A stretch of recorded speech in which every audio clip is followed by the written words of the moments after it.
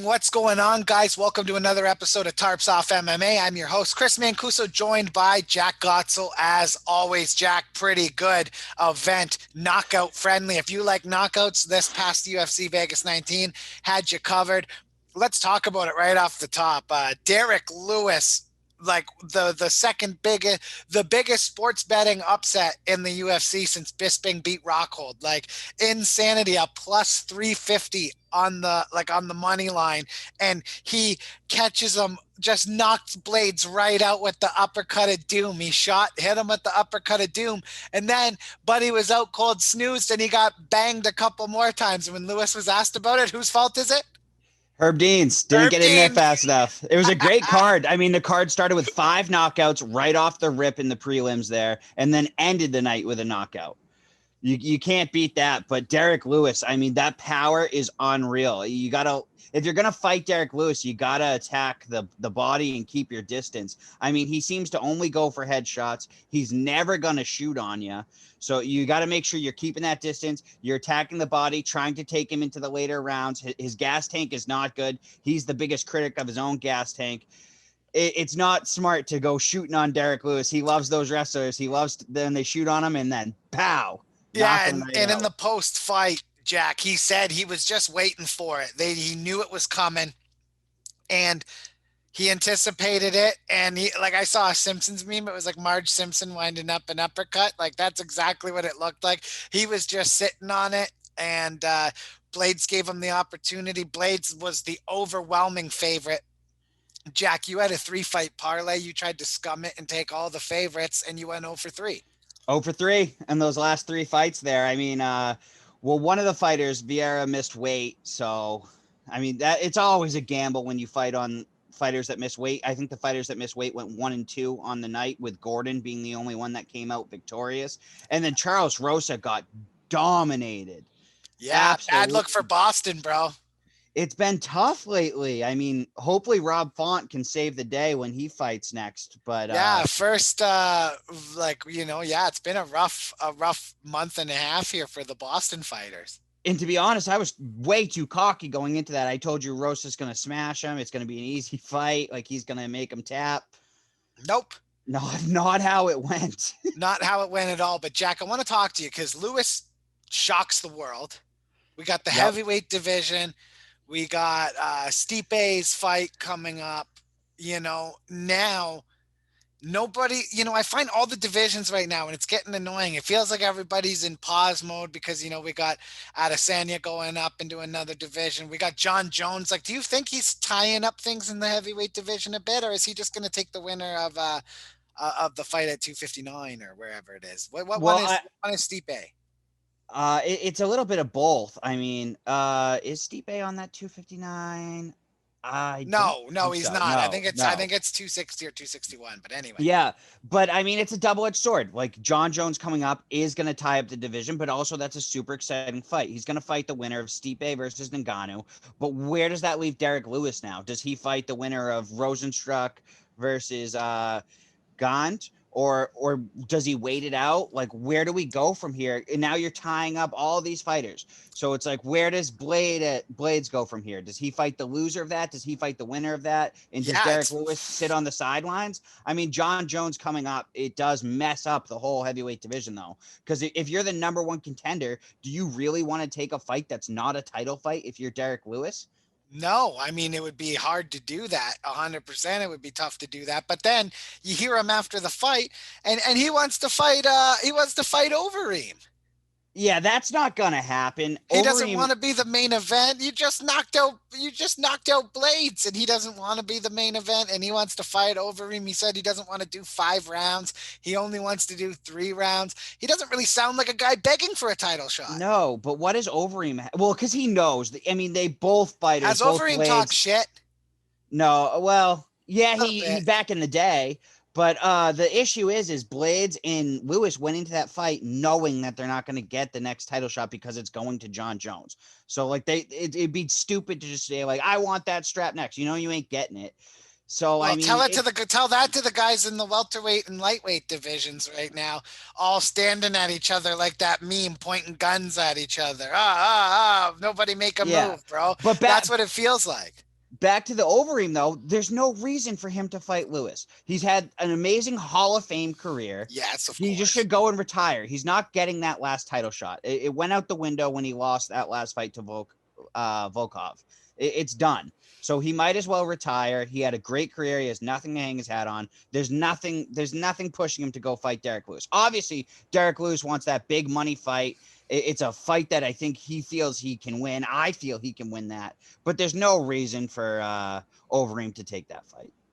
No, I don't really see why they would do that either. It doesn't make a ton of sense. And like after last event, Jack, we had Kamaru Usman call out Jorge Masvidal, who he's already beat. I know he was upset about fighting him. That was kind of a strange call out to us as well. Now Usman goes to Twitter and says he's not feeling generous anymore, offers off the table. Masvidal, he's saying, oh, he doesn't want to fight me off a full camp. And, Jack, it's like, what's the bigger MMA excuse? Motivated Connor? No, but it's motivated Connor this time. Or is it full camp Masvidal? Either way, I mean that's the easiest fight for Usman to take there. The tougher fights are Wonder Boy, even a Burns rematch, or Colby Covington, which is the clear and obvious And like choice. for Ultimate Fighter, imagine having Colby Covington and Usman.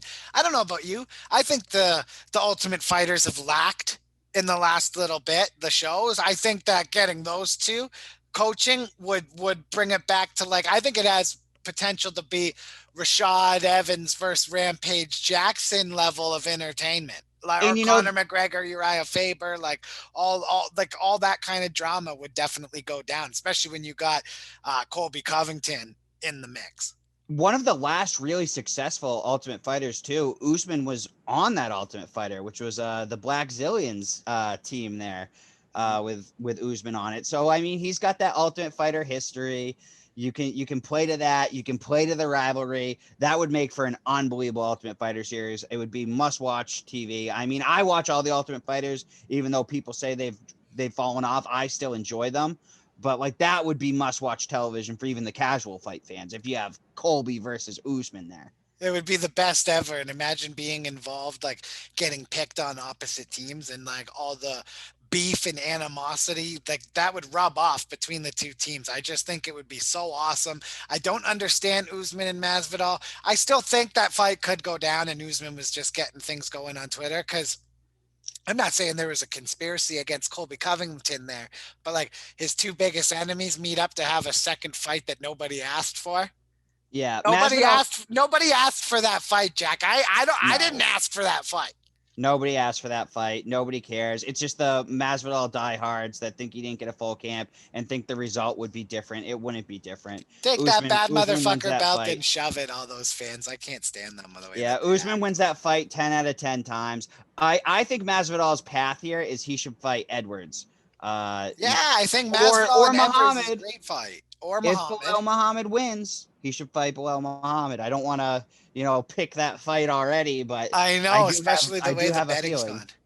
Especially the way the betting's gone. Hilarious, man. Speaking of hilarious, I mean, aside from all the fighters missing weight ahead of time, won by 11.5 pounds in Alves.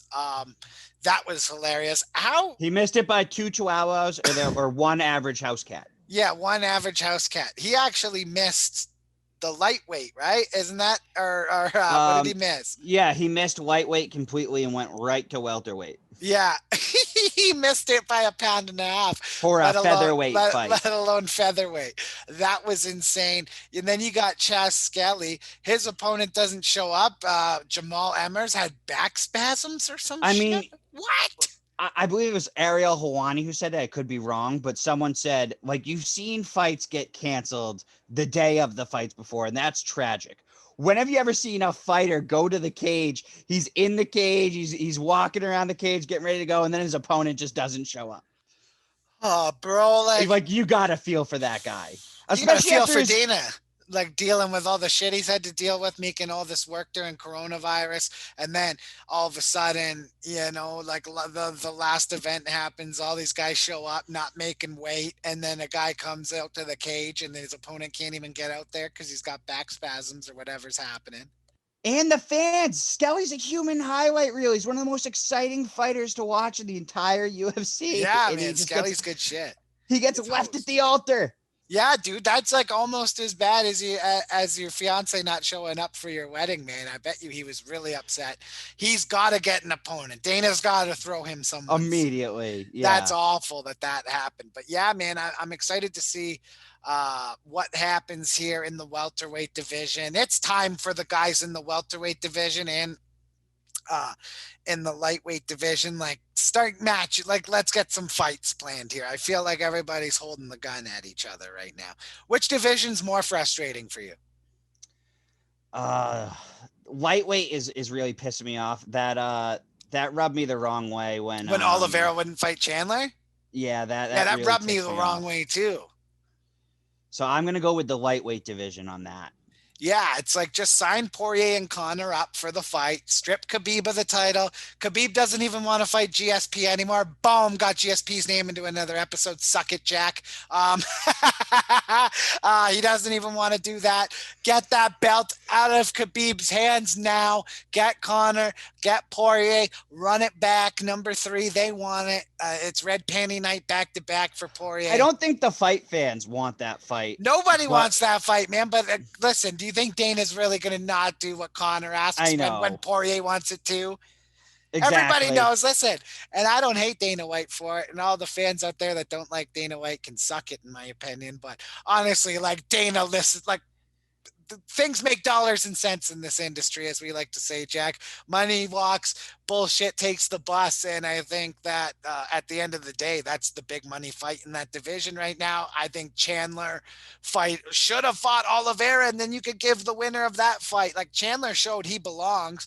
Chandler was willing to fight anybody. He didn't even know who he was fighting. He signed. He'll fight anybody. He's the only guy in that division right now not pissing me off. You got Gagey acting like he's coming off 3 fights in a row, like Khabib didn't rock his shit. It's like, boys, get the fuck fighting. Like, let's go. And Poirier too rocked his shit. Yeah, dude, he's getting his ass beaten. He's out there talking mad shit. You got Nate Diaz doing the interview with Ariel Helwani. Shout out Nate Diaz. We love Nate Diaz on this show. But like, fuck, buddy, like, let's get him off the couch. Let's go. I want to see a Nate Diaz fight, man. Like, I got big plans for 2021 here, and everybody's holding guns at each other. Like, don't fucking move. I wouldn't mind seeing a Nate Diaz Tony Ferguson fight. I would love to see a Nate Diaz Tony Ferguson fight. Would absolutely love to see that. And also, I want to point out, what about the other side? Like, what about fight fans that get mad about like Conor getting this special treatment and shit? Poirier has gotten the shittiest treatment in the UFC ever. Doesn't he deserve to call the shot for once? Maybe it's not Conor getting what he wants, but maybe it's Dustin Poirier getting what he wants. It should be Dustin over Conor, but let's be serious. I love Dana White. Dana White's my guy, but like, having Conor wanting that fight doesn't hurt it either. Like if Poirier was just going to him saying, I want Conor, and Conor had turned his attentions elsewhere, I think he tells him, pick another guy, maybe Oliveira, maybe, I don't know. You can't run him back against Gagey again. That wasn't close enough to justify. I'm just saying, for once in the MMA community, can we look at things glass half full instead of glass half empty? Just once. Like maybe Poirier's getting what he wants here. Yeah, I'm with you, man. I think he should. And he should. Dustin Poirier deserves it. He rocked Conor McGregor's shit. He's rocking guys, man. Like he's just running through motherfuckers right now. So yeah, and if Khabib ain't gonna fight, it's time to take that belt. Yeah, the belt's got to be stripped. Dana's still outside with the boombox. Yeah, turn that boombox off. He ain't coming back. And if he does come back, it'll be when he thinks one of these guys are worthy, and right now he has no reason to say that. He's destroyed legitimately everybody. I don't know, man. I'm looking forward to UFC 259 coming up. That's going to be great to cover. I thought this card was great. Heavy on the knockouts, heavy on the upsets. Always fun for fight fans. mybookie.ag, promo code Tarps Off Season, SZNSZN. It's not about the Z's, it's all about the cheese. It's the greatest sports book in the world. Tarps Off Season, you're going to get 50% on every dollar you upload, up to $1,000. Upload $1,000 and get ready for UFC 259. Tarps Off Season. Follow us on Twitter at Tarps Off MMA and at Tarps Off Sports. Jack, tell them where to follow you. At Jack Gottsell, JackGotsell. And I'm at C Mancuso, MANCUSO 9797. Wake up tomorrow and choose violence, guys. We're out of here.